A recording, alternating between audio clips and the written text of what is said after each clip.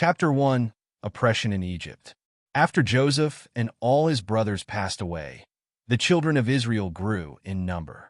They became a great and mighty people in Egypt, filling the land. A new king arose in Egypt, one who did not know Joseph or remember the good he had done for the nation. This king saw the growing number of Israelites and became afraid. He said to his people, "Behold, the people of the children of Israel are more and mightier than we. Come on, let us deal wisely with them, lest they multiply, and it come to pass that when there falleth out any war, they join also unto our enemies, and fight against us, and so get them up out of the land." To control the Israelites, the Egyptians set taskmasters over them. These taskmasters made their lives bitter with hard labor. They forced the Israelites to build treasure cities for Pharaoh, such as Pithom and Ramses. The work was harsh, but the more the Egyptians oppressed them, the more the Israelites multiplied and grew. This caused the Egyptians to fear them even more. The Egyptians made the Israelites serve with rigor. They forced them to work in the fields, mix mortar, and make bricks. Every part of their lives was filled with sorrow and toil. But still, the Israelites continued to grow stronger. Then Pharaoh made a terrible decision. He called the Hebrew midwives, Shiphrah and Puah, and gave them a command. "When ye do the office of a midwife to the Hebrew women, and see them upon the stools, if it be a son, then ye shall kill him. But if it be a daughter, then she shall live." The midwives feared God and refused to obey Pharaoh's wicked command. They let the baby boys live. When Pharaoh called them and asked why they had done this, they said, "The Hebrew women are not as the Egyptian women, for they are lively, and are delivered ere the midwives come in unto them."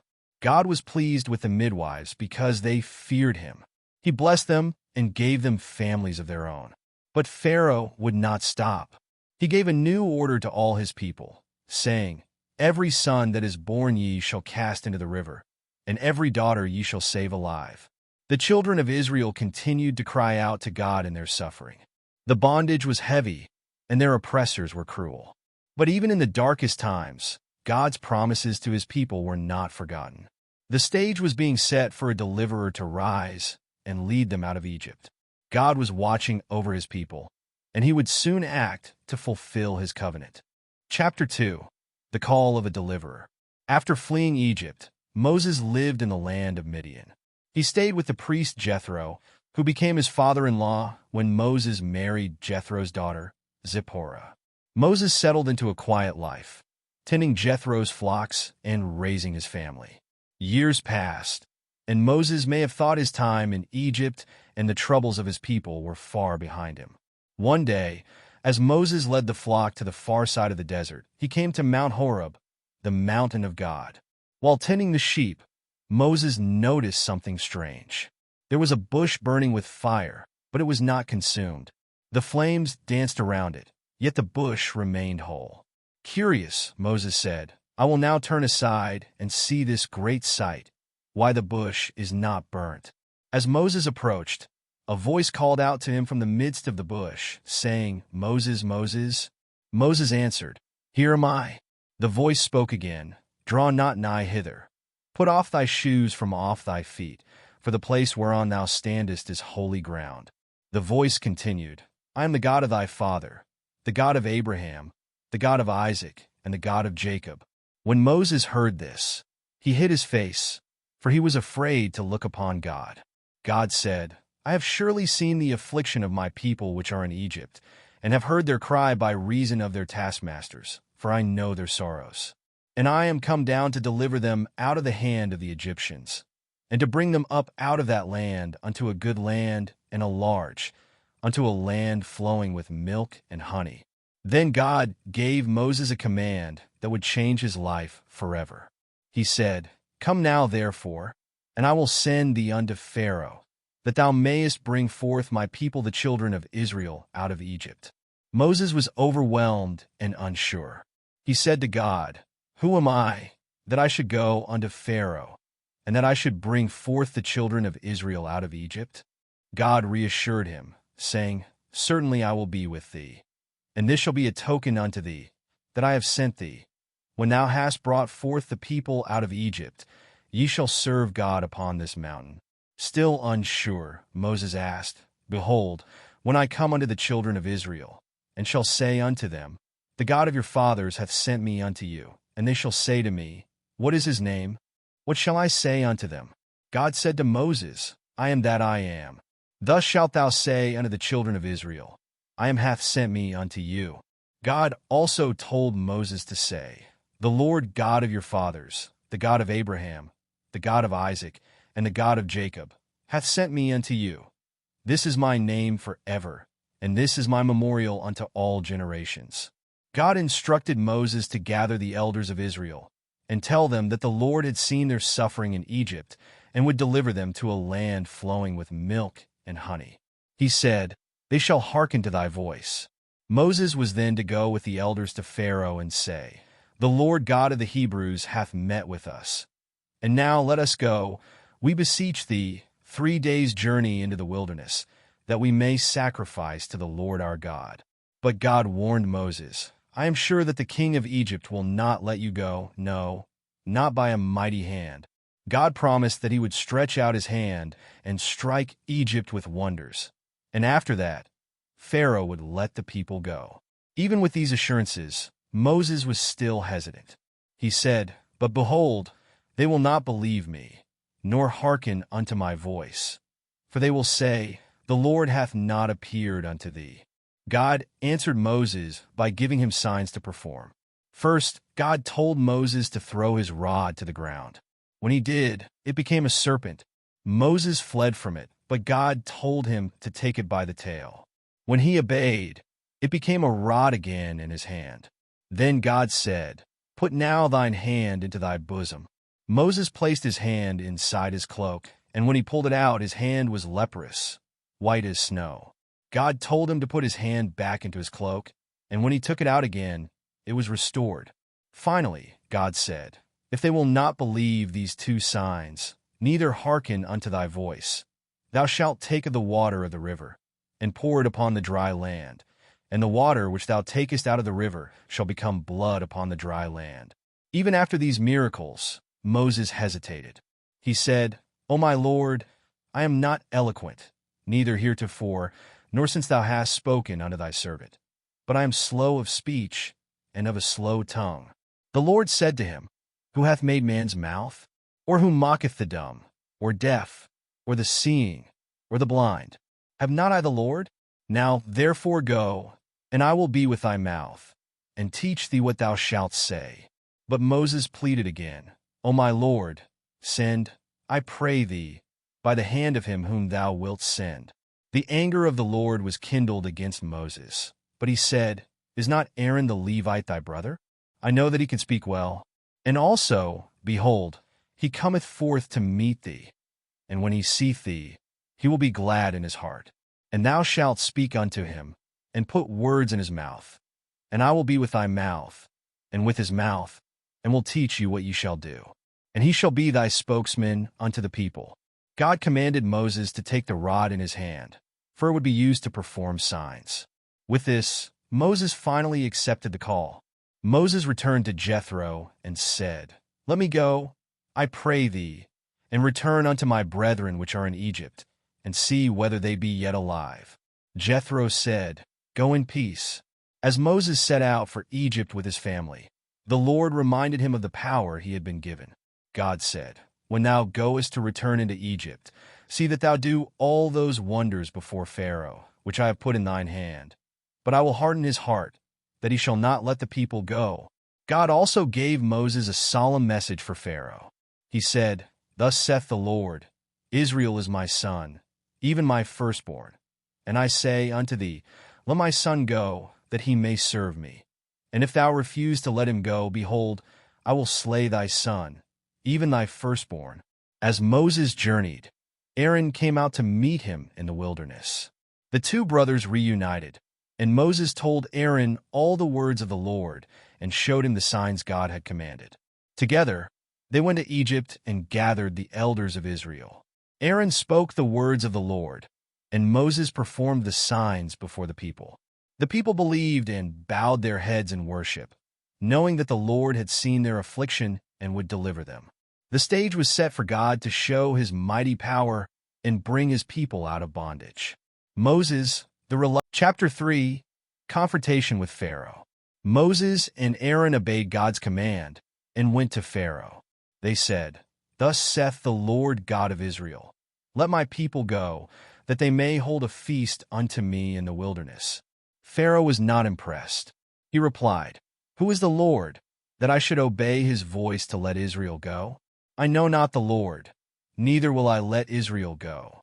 Moses and Aaron explained, "The God of the Hebrews hath met with us. Let us go, we pray thee, 3 days' journey into the desert, and sacrifice unto the Lord our God, lest he fall upon us with pestilence, or with the sword." But Pharaoh was stubborn. He said, "Why do ye, Moses and Aaron, let the people from their works? Get you unto your burdens." Pharaoh did not listen. Instead, he decided to make the Israelites' lives even harder.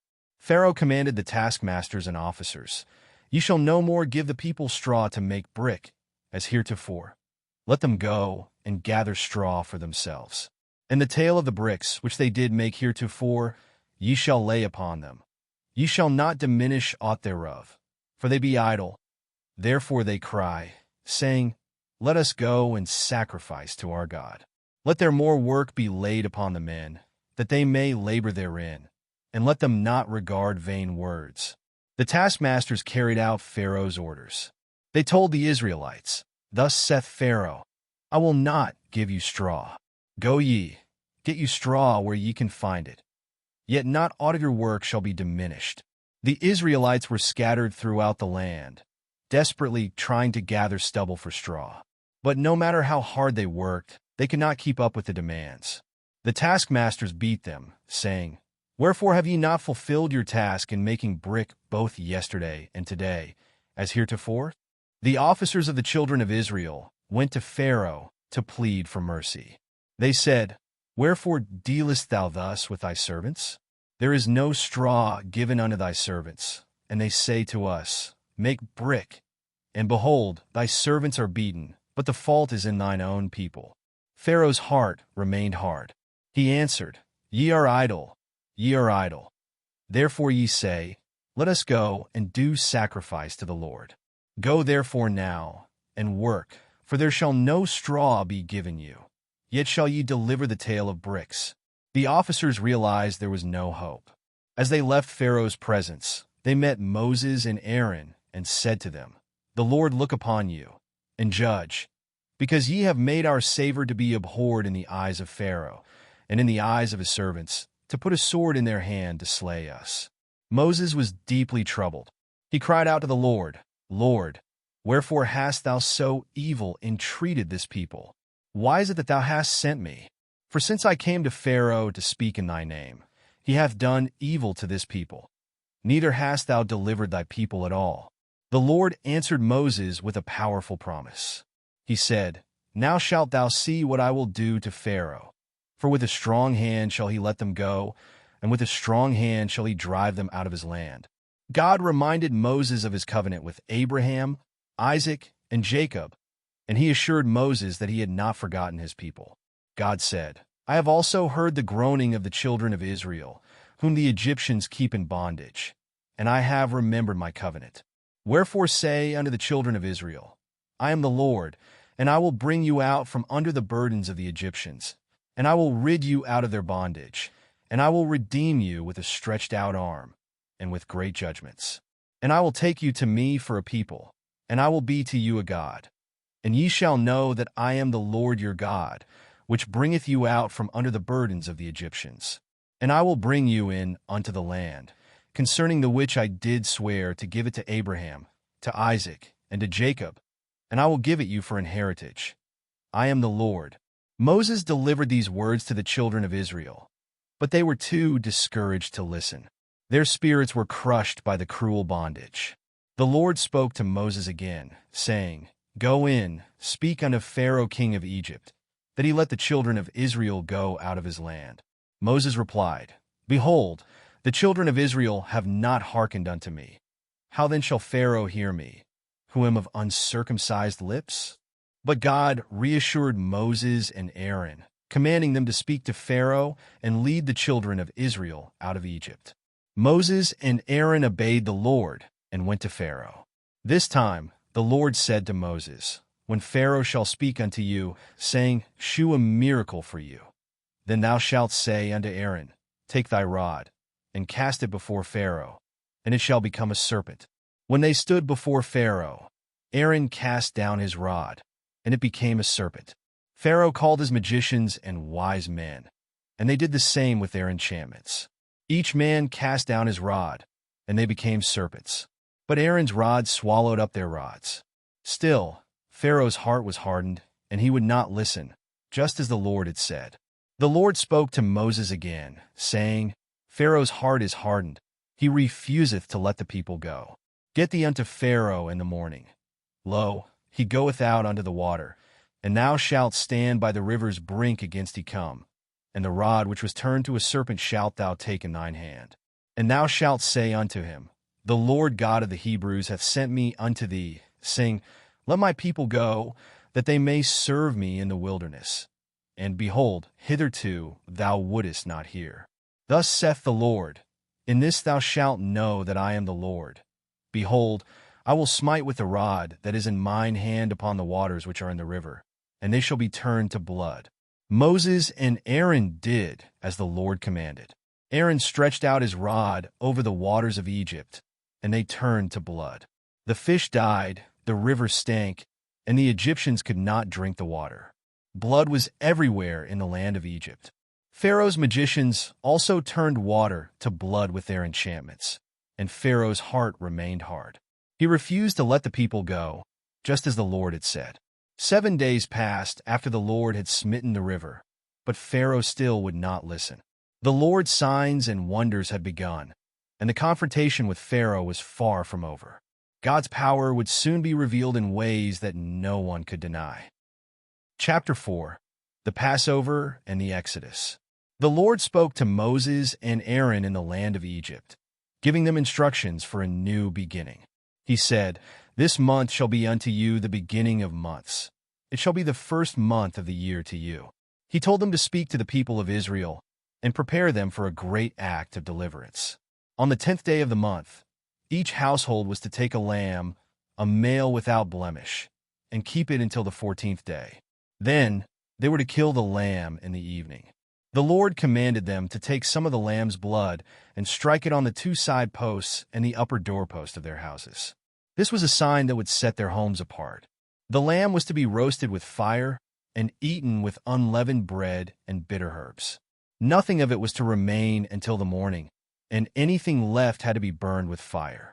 The Lord told them to eat it in haste, with their loins girded, their shoes on their feet, and their staff in hand. This was the Lord's Passover. That night, the Lord would pass through the land of Egypt and strike down all the firstborn in the land, both man and beast. He said, Against all the gods of Egypt I will execute judgment. I am the Lord. The blood on the doorposts would be a sign. When the Lord saw the blood, he would pass over that house, and no plague would come upon them to destroy them. The Lord commanded the people to remember this day forever. It was to be a feast to the Lord throughout their generations. For 7 days, they were to eat unleavened bread, and on the 1st and 7th days, there was to be a holy gathering. No work was to be done on those days, except for preparing food. The children of Israel obeyed the Lord's instructions. They prepared the lambs, marked their doorposts with blood, and ate the meal as God had commanded. At midnight, the Lord struck down all the firstborn in the land of Egypt, from the firstborn of Pharaoh, who sat on his throne, to the firstborn of the captive in the dungeon, and all the firstborn of livestock. There was a great cry throughout Egypt, for there was not a house where someone was not dead. Pharaoh rose up in the night, along with all his servants and all the Egyptians. He called for Moses and Aaron and said, Rise up and get you forth from among my people, both ye and the children of Israel, and go, serve the Lord, as ye have said. Also take your flocks and your herds, as ye have said, and be gone, and bless me also. The Egyptians urged the people to leave quickly, for they were afraid they would all die. The Israelites took their dough before it was leavened. their kneading troughs bound up in their clothes upon their shoulders.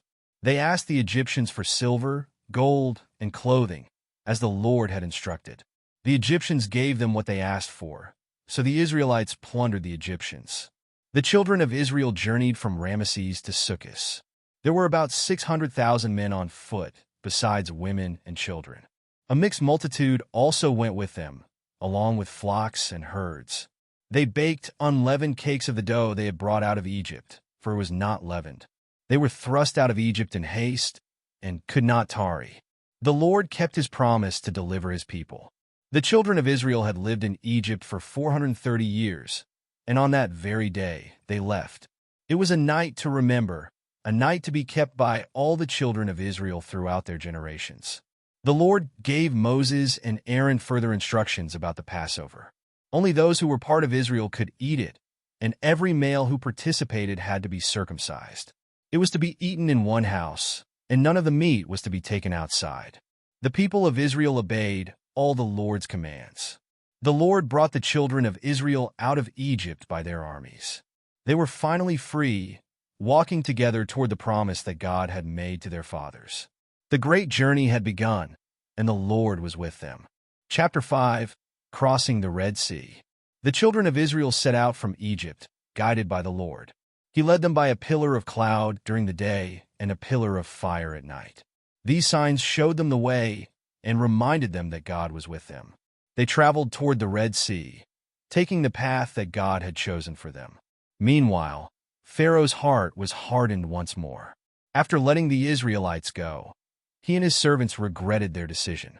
Pharaoh said, "Why have we done this, that we have let Israel go from serving us?" He prepared his chariot and gathered 600 chosen chariots, along with all the chariots of Egypt, and set out to bring the Israelites back. The Egyptians pursued the children of Israel with all their might. The chariots, horsemen, and army drew near as the Israelites camped by the sea. When the people saw Pharaoh's army approaching, they were terrified. They cried out to the Lord and said to Moses, "Because there were no graves in Egypt, hast thou taken us away to die in the wilderness?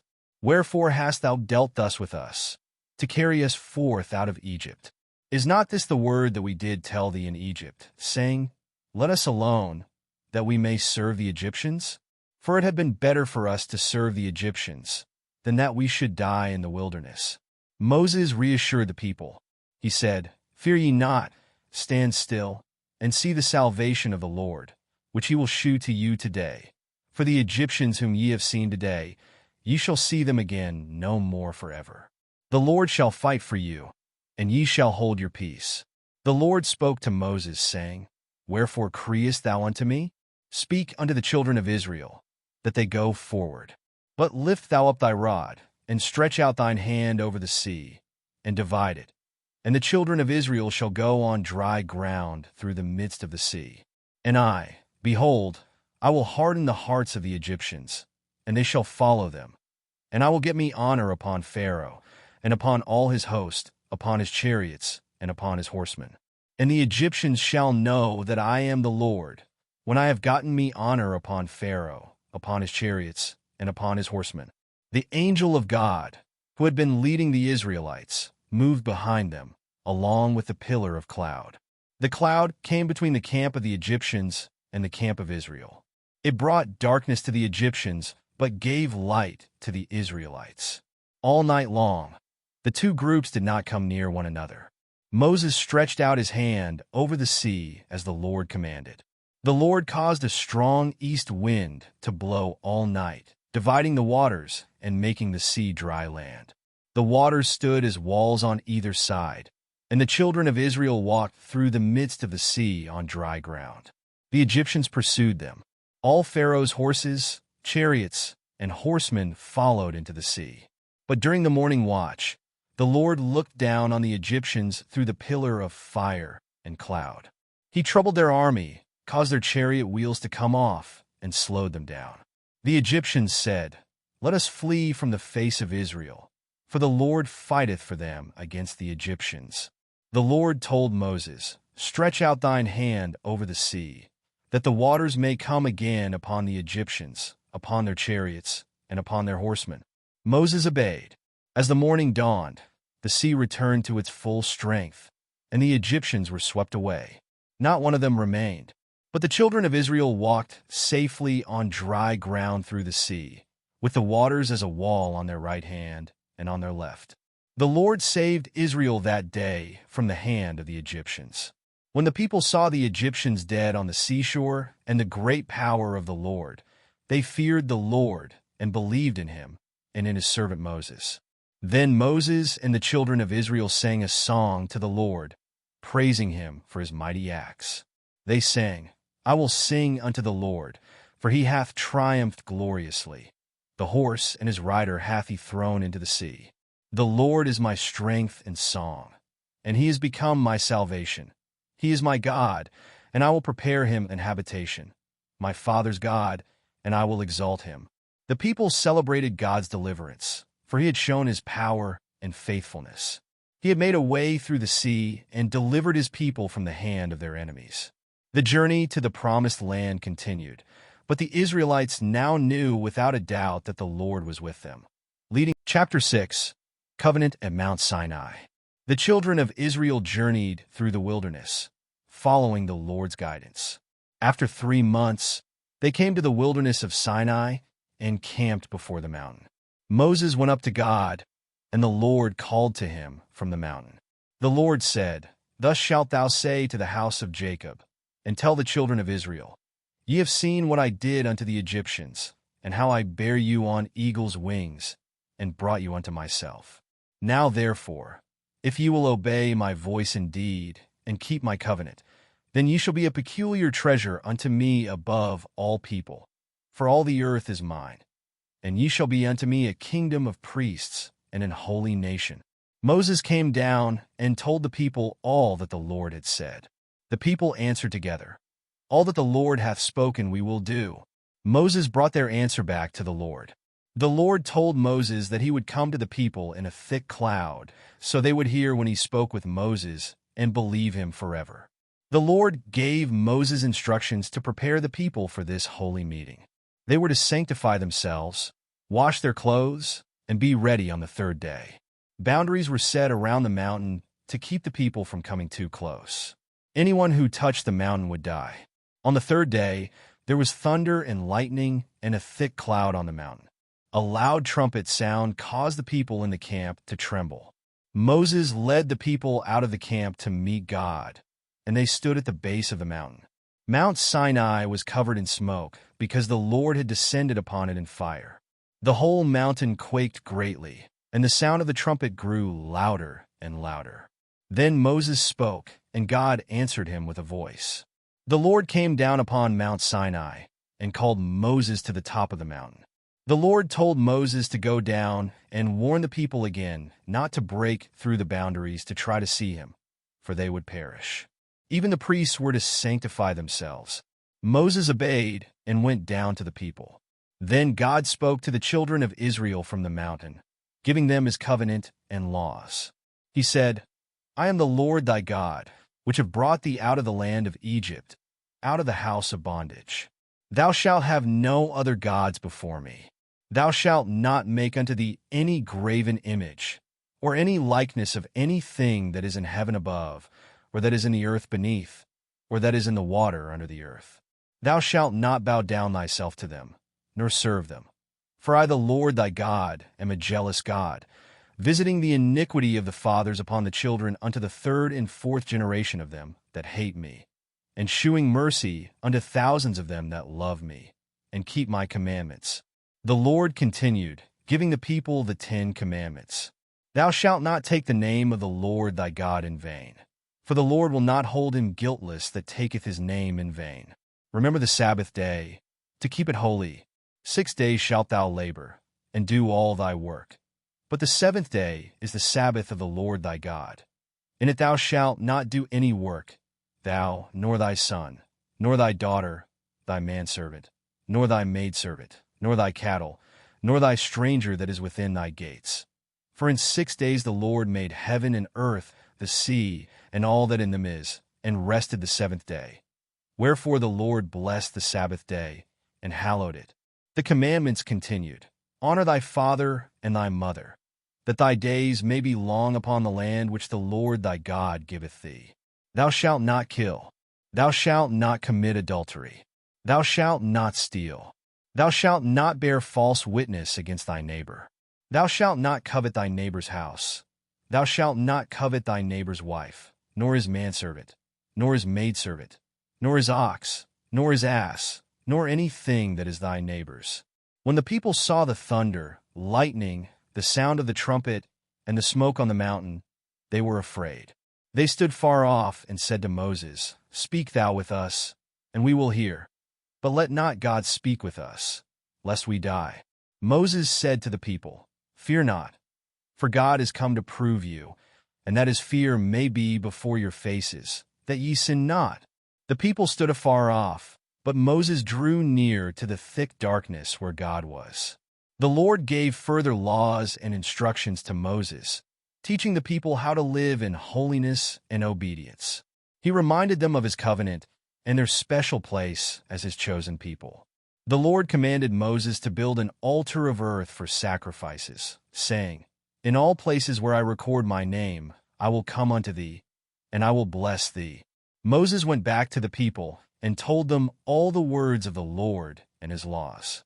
The people responded again, All the words which the Lord hath said will we do. Moses wrote down all the words of the Lord and built an altar at the foot of the mountain with 12 pillars, representing the 12 tribes of Israel. The covenant was confirmed with the blood of sacrifices. Moses took half of the blood and sprinkled it on the altar. Then he read the book of the covenant to the people, and they said, All that the Lord hath said will we do, and be obedient. Moses sprinkled the other half of the blood on the people, saying, Behold the blood of the covenant, which the Lord hath made with you concerning all these words. God's covenant with Israel was established. They were his chosen people, and he was their God. From that day forward, the laws and commandments given at Mount Sinai would guide their lives and set them apart as a holy nation. The journey ahead would be long, but the covenant made at Mount Sinai would be the foundation of their relationship. Chapter 7. Journey to the Promised Land. After receiving God's covenant at Mount Sinai, the children of Israel continued their journey through the wilderness. They were headed to the land that God had promised to their fathers, a land flowing with milk and honey. Though the journey was long and challenging, God provided for his people every step of the way. The Israelites carried the Ark of the Covenant, which held the tablets of the law, as a reminder of God's presence among them. The cloud by day and the fire by night continued to lead them, showing the way they should go. Yet as time passed, the people began to grumble. They complained about their hardships and wished they were back in Egypt, where they had food in abundance. God heard their complaints and, in his mercy, provided for them. Each morning, he sent manna from heaven, a bread-like substance that appeared on the ground with the dew. It was white, like coriander seed, and tasted like wafers made with honey. The people gathered it daily, as much as they needed, but they were not to keep any until morning, except on the day before the Sabbath. Some disobeyed and tried to store the manna, but it bred worms and stank. This taught them to trust in God's daily provision. Despite this miraculous food, the people still grumbled. They wanted meat to eat and cried out to Moses. Moses, weary of their complaints, turned to God and said, Wherefore hast thou afflicted thy servant? And wherefore have I not found favor in thy sight, that thou layest the burden of all this people upon me? When should I have flesh to give unto all this people? For they weep unto me, saying, Give us flesh, that we may eat. God responded with both provision and a warning. He sent quail to the camp, enough for the people to eat meat for a whole month. But because they had complained against him, their greed led to judgment. While the meat was still in their mouths, a plague struck the camp, reminding them of the seriousness of their disobedience. As the journey continued, the Israelites faced many challenges. At one point, they arrived at a place with no water.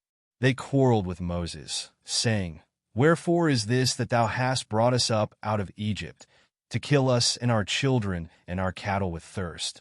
Moses cried out to God, who instructed him to strike a rock with his rod. When Moses obeyed, water flowed out of the rock, enough for everyone to drink. But the people's lack of faith and constant complaints did not go unnoticed. When they reached the border of the Promised Land, Moses sent 12 spies to scout it out. They explored the land for 40 days and brought back its fruit, including a cluster of grapes so large that 2 men had to carry it on a pole. They reported that the land was indeed flowing with milk and honey, just as God had promised. However, 10 of the spies were afraid. They spoke of the giants in the land and the strong cities with high walls.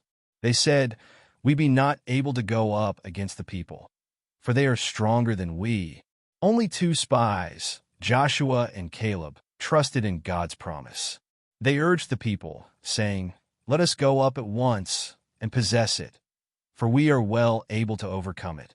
The Israelites listened to the fearful spies.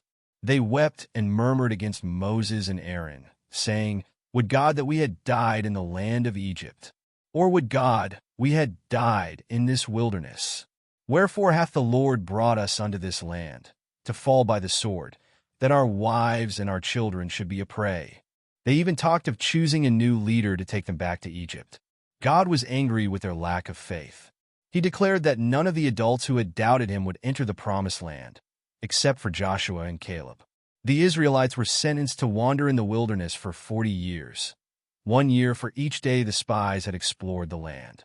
During this time, the older generation would die off, and only their children would see the land God had promised. Though the Israelites were sorrowful after hearing God's judgment, they could not reverse it. Some tried to enter the land on their own, but they were defeated because God was not with them. They returned to the wilderness, where they would wander until the time was fulfilled. Even in the wilderness, God's presence and provision remained with his people. He gave them water, manna, and quail to sustain them. He gave Moses instructions for building the tabernacle, a holy place where God's presence would dwell among them. The tabernacle was a reminder that God was with them, even in their wandering.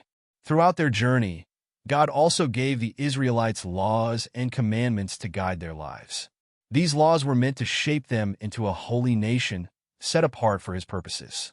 Moses faithfully taught the people and interceded for them when they sinned, showing God's mercy and justice. After 40 years, the time came for the new generation of Israelites to prepare to enter the Promised Land. Moses reminded them of God's faithfulness and the lessons they had learned in the wilderness. He urged them to obey God's commandments and trust in his promises.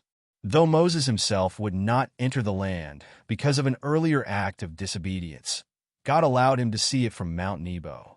There, Moses looked out over the land of Canaan, the land promised to Abraham, Isaac, and Jacob. The journey to the Promised Land was long and filled with challenges, but it was also a journey of faith, growth, and preparation. Through it all, God was faithful to his people, guiding them, providing for them, and shaping them into a nation that would declare his glory to the world. The Promised Land awaited, a testimony of God's unchanging promises and his great love for his people. After receiving God's laws and establishing his covenant at Mount Sinai, the Israelites were ready to continue their journey to the land that God had promised their ancestors, Abraham, Isaac, and Jacob. Their path was long, and it would take many years before they would finally enter the land of Canaan. Yet, through it all, God remained with them, guiding and providing for them each step of the way. The journey began with great anticipation. The Israelites had witnessed God's mighty miracles, from the parting of the Red Sea to the daily provision of manna. They had heard his voice from Mount Sinai, and they had made a covenant with him, promising to obey his laws. But even with all the signs of God's presence, the people continued to struggle with trust and obedience. As they traveled further into the wilderness, they faced challenges that tested their faith. In many places, there was no water, and the people once again grumbled against Moses, questioning why they had been brought out of Egypt only to die in the desert. The murmuring grew louder, and the people's lack of faith seemed to overshadow their memory of all that God had done for them. But even in their complaints, God showed mercy. When the people cried out in thirst, Moses went before the Lord. God instructed him to take the rod that had parted the Red Sea and strike a rock at Horeb. Moses obeyed, and water poured from the rock, enough for all the people and their animals to drink. This miracle reminded the Israelites that God would provide for them, even in their most difficult moments. In another instance, the Israelites camped near a place called Rephidim, where the people were again thirsty. This time, the Lord instructed Moses to speak to the rock in front of the people. But Moses, in his frustration, struck the rock with his rod instead of speaking to it as God had commanded. Although water flowed from the rock, God was displeased with Moses' actions, for he had not obeyed fully. As a result, God told Moses that he would not enter the promised land, though he would see it from a distance. The Israelites' journey was not only a physical one, but also a spiritual one. They were being shaped into a people who would honor God and follow his ways. As they continued their journey, they were faced with moments that revealed their character and their relationship with God. Some Israelites would rebel against God's instructions, while others, like Moses, would remain faithful, even when the road ahead seemed uncertain. At one point, the Israelites were attacked by the Amalekites, a group that sought to destroy them. In this battle, Moses stood on a hill with the staff of God in his hand. Whenever he raised his hands, the Israelites prevailed, but when he lowered them, the Amalekites gained ground. Moses' arms grew tired, so Aaron and Hur, two of Moses' companions, helped him by holding up his arms. With God's help, the Israelites defeated the Amalekites. This victory was a reminder to the people that the battle was not won by their own strength, but by God's power. As they continued their journey, the Israelites came to Mount Sinai once again. This time, it was to receive more laws and instructions from God. The Lord reminded them of his covenant and the need to live according to his commandments. Moses spent many days on the mountain receiving God's laws, including instructions for the building of the tabernacle, the place where God would dwell among his people. The tabernacle would be a symbol of God's presence with them as they journeyed toward the promised land.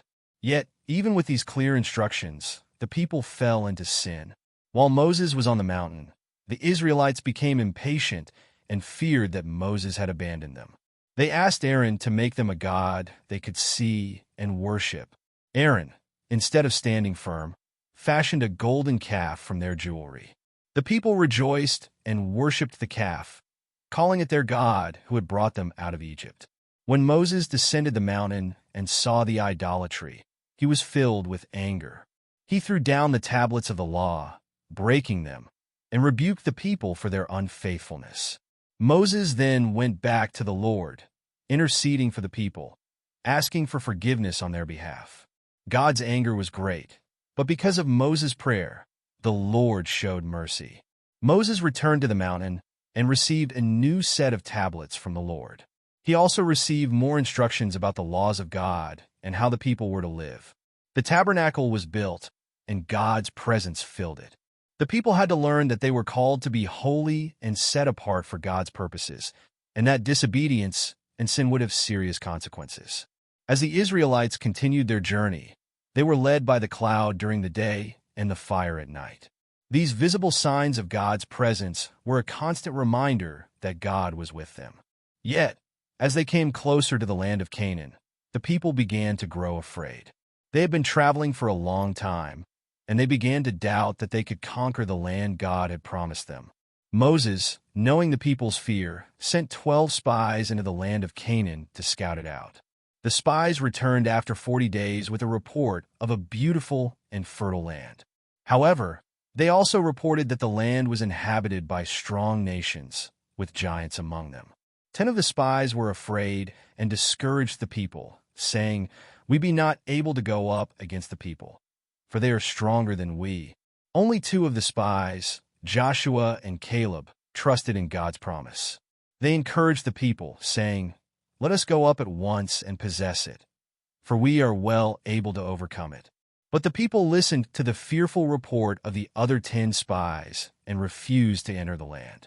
They began to complain again, saying that it would have been better for them to stay in Egypt or die in the wilderness. God was angered by the people's lack of faith. He told Moses that none of the adults who had come out of Egypt would enter the Promised Land, except for Joshua and Caleb. The people would wander in the wilderness for 40 years until the generation that had doubted God passed away. During that time, their children would grow up, and they would inherit the land of Canaan. After this judgment, the people were filled with regret and tried to enter the land on their own, but God did not go with them. They were defeated by the Amalekites and Canaanites because they had acted without God's guidance. This was another lesson for the Israelites that obedience to God was the only way they could experience His blessing. Despite their wandering and disobedience, God continued to provide for the Israelites. He gave them manna from heaven and water from rocks. He provided victory in battle and continued to give Moses and the leaders the wisdom to guide the people. As the years passed, the Israelites drew closer to the Promised Land. The time of wandering in the wilderness was nearly over. Moses, now an old man, reminded the people of the covenant and the laws they had received. He urged them to love God with all their heart, to obey His commands, and to remain faithful. He told them that the choice was theirs, to choose life by obeying God or to choose death by turning away from Him. Moses knew that he would not enter the land himself. God had told him that he would die before the Israelites crossed the Jordan River. But before he died, Moses climbed Mount Nebo and looked out over the land of Canaan. He saw the land that God had promised to give to the descendants of Abraham, Isaac, and Jacob. It was a land of great beauty and abundance, a land where the Israelites would one day settle. Moses' death marked the end of an era. Joshua, his trusted assistant, would take over as the leader of Israel. The Israelites were now ready to enter the Promised Land and take possession of it, just as God had promised. The journey had been long, filled with challenges, but it had also been a journey of growth and learning. God had proven Himself faithful, and now it was time for His people to step into the promises He had given them. The journey to the Promised Land had finally come to its end, but the story of God's people was far from over.